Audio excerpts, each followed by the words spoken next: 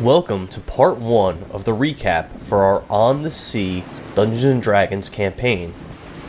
This was a low-level naval campaign chronicling the adventures of the Golden Tusk pirates as they transported the One Army to the Kingdom of Dova for war. Ian played the swashbuckling rogue Prince. Brett played the Hexblade warlock Rolan. And Kevin played the monk Vekni. Before we recap the adventure, let's get into some campaign and character backstory. The format for this is going to be several different timeline entries. Each entry details an event that happened in history that predated the campaign itself.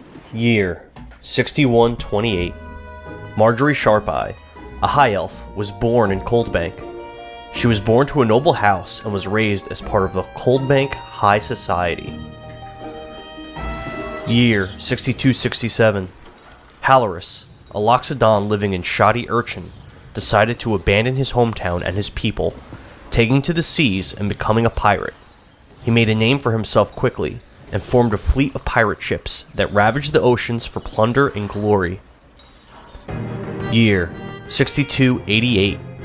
Halorus lost one of his tusks during a run-in with drow slaver ships. He had a solid golden tusk forged to replace the ivory one that he lost.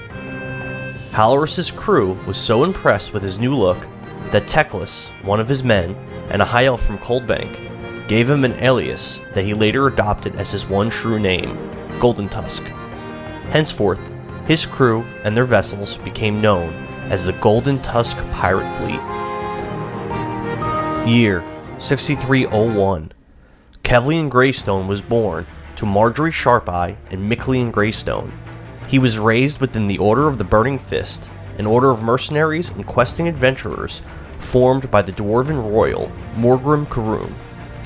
Marjorie, as a high elf noble from Coldbank, could not stay with the order due to her noble birth, nor could she bring Kevlian with her, due to his human blood.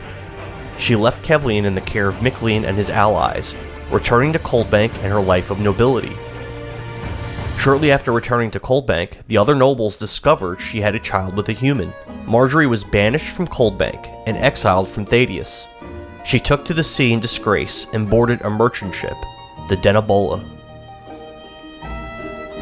Year 6356. Drow from Harganeth happened upon the tavern in the Cutthroat's docks, where Marjorie Sharpeye had worked for decades. The Drow learned Marjorie was from Coldbank and attempted to apprehend her. The Queen of Harganeth, Marathi, had a high bounty for any High Elven survivors of the Coldbank genocide.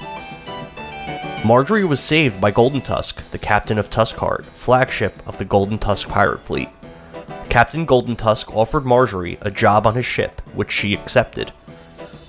To hide her identity, Marjorie changed her name to Vekni Avumque, in an attempt to hide her past as a noblewoman from Coldbank.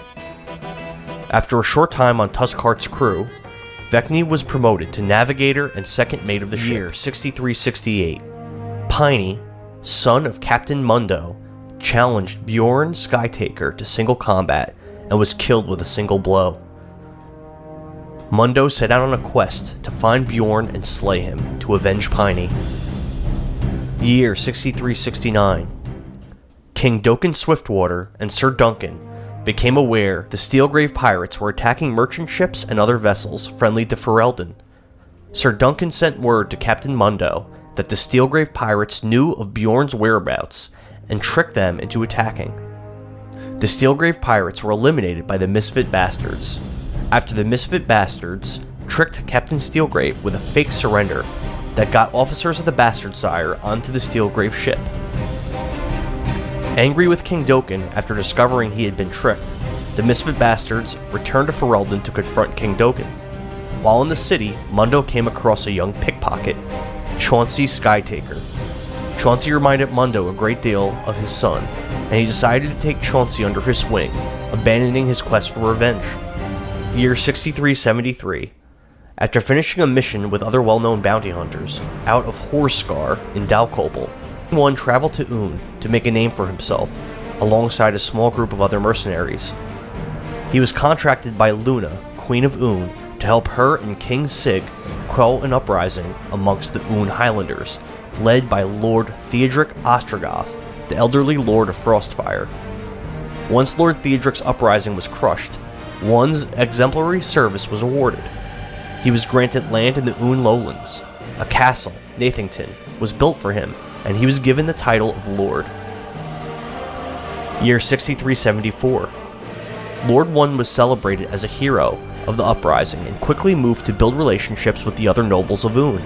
Not only did he befriend the lords of Foxtrail and Tusk Point in the Un lowlands, but he also built relationships with the lords of the Un highlands as well. Duke Tomcat of Battlecal Fort and Lord Theodric Ostrogoth of Frostfire. Year 6376.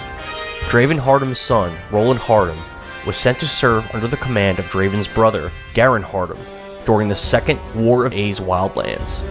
Garin died during a battle with kobolds.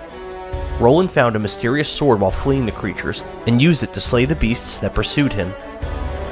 A voice spoke to Rolan through the blade and asked him to travel to Dova. Later, Rolan's father blamed him for Garin's death, and he was exiled from the Munronian army. Year 6376. Captain Mundo began to train Chauncey Skytaker in the ways of combat. Full of jealousy, the Minotaur, first mate of the bastard sire, Radalak, began to hate and despise the captain and his new trainee. Talos III, 6378. Chauncey Skytaker earned the nickname Prince after making a fool of himself in a tavern with his crewmates, the Misfit bastards watching on. Chauncey had made a bet with the red tiefling chef of the crew, Dos Flacos, that he would not talk to the pretty barmaid there. Chauncey won the bet, but failed to seduce the young woman. Ilmater 18, 6378. Lord 1 fomented dissatisfaction amongst the nobles, turning them against the crown. Before long, civil war broke out again in Un. Only Lord Gopto of Newt's Castle stayed loyal to the crown. Lord Gopto and his men fought alongside the Royal Guard of Soulfall, but were utterly destroyed by the coalition force Lord 1 assembled against them. 1 ascended the throne and was declared King of Un. King Sig and Queen Luna were spared by King 1 and exiled, traveling to Munronia to seek asylum. Lord Gopto fell in battle during the war. King 1 appointed one of his confidants and allies from Dova, Winnegar, to rule Newt's Castle and granted him the title of Lord. Loviatar 23rd, 6378. Not long after 1 took control of Un, he convened a meeting with the lords of his kingdom. He convinced the other nobles that the fierce men of Un could accomplish more, become greater, and conquer all of Cortania. The lords agreed and plans were set into motion to invade Dova and crown 1 as king. Year 6379. Chauncey, Prince Skytaker, killed his first man, truly becoming a pirate and full-fledged crewmate of the Misfit Bastards. Year 6379. With the planning complete, 1, his lords, and their army began ferrying men to Dova, establishing an outpost in the southern region, the Fringe. The northern, Prince's Port, was a much more direct route, but near the capital of Loriston and heavily defended. 1 and his council quickly realized their meager navy was not sufficient in transporting the enormous number of men to the battlefront. A contract was agreed upon, and the Golden Tusk pirate fleet was hired to assist Un in the transport operation. Talos 6th, 6380. A mutiny took place aboard the Bastard Sire as the vessel neared Frostfire in Un. The mutiny was led by first mate Radalak. Radalak murdered Captain Mundo after expressing his hatred for Mundo and Chauncey Skytaker. Chauncey jumped overboard to avoid being killed by the pirates' mutiny. Chauncey washed ashore near Frostfire. A siren that preyed upon those that landed on the shores near Frostfire for many years, Telegwyn, failed to lure Chauncey to his death. Chauncey fled to a guard post, where he was captured. Knowing he could not tell the guard he was a pirate, Chauncey declined to answer any of the guard's questions, and was thrown into the Frostfire dungeons. A short time later, the Un army searched for potential recruits in the Frostfire dungeons to join the coming war of Dova. Chauncey, Prince Skytaker, joined the Un army. Days later, he boarded Tusk, the flagship of the Golden Tusk pirate fleet. The Golden Tusk pirates had been hired by King One to transport some of his soldiers to the battlefront. Aboard Tuskart, Chauncey met the captain, Golden Tusk, the first mate, Teclis, and the second mate, navigator, Vekni Avunque.